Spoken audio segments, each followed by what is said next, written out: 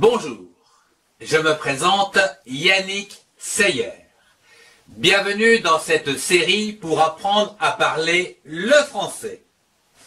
Cette série comprend les bases, le vocabulaire et surtout la communication dans les situations réelles.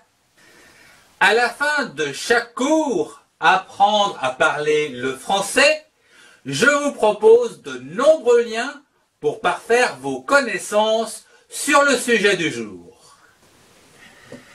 Dans les précédents cours, nous avons vu l'alphabet, les syllabes, la construction des mots, les salutations, le verbe être et le verbe avoir.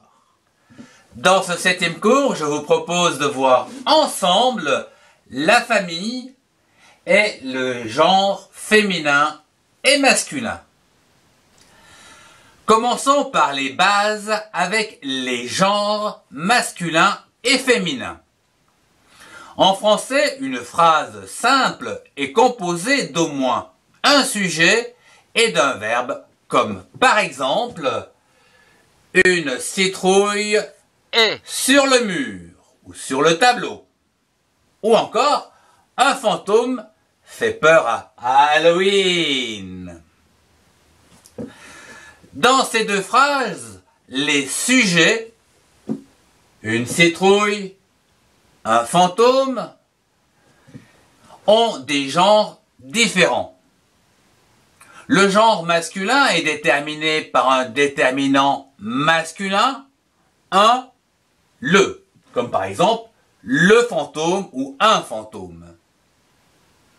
Quant au genre féminin, il est déterminé par un déterminant féminin, une ou la, comme par exemple une citrouille ou la citrouille. Continuons ce cours avec un peu de vocabulaire sur la famille et le genre masculin et féminin. Commençons par la famille avec le grand-père ou un grand-père, la grand-mère ou une grand-mère, le père ou un père, la mère ou une mère, le fils ou un fils, la fille ou une fille. Pour exprimer une possession de quelque chose, on utilise mon et ma.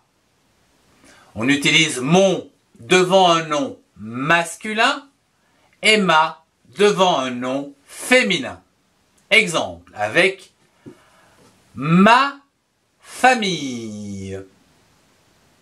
Elle est composée de mon grand-père, ma grand-mère, mon père, ma mère, mon frère et ma petite sœur.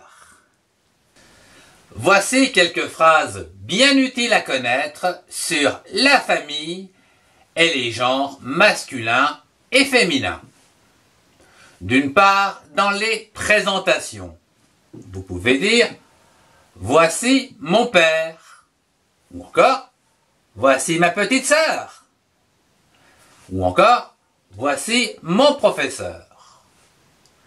Voyons à présent au niveau des échanges avec les mails ou au téléphone.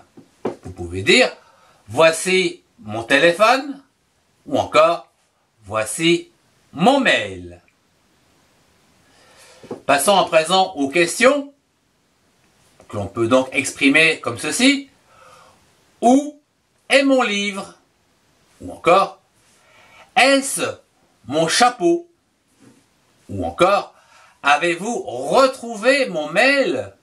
Ou avez-vous retrouvé ma clé? Ou encore, avez-vous vu mon courrier? Ou avez-vous vu ma petite sœur? Je vous remercie de suivre ma chaîne de soutien scolaire gratuit et de la partager, de la diffuser, sans oublier un pouce si vous aimez.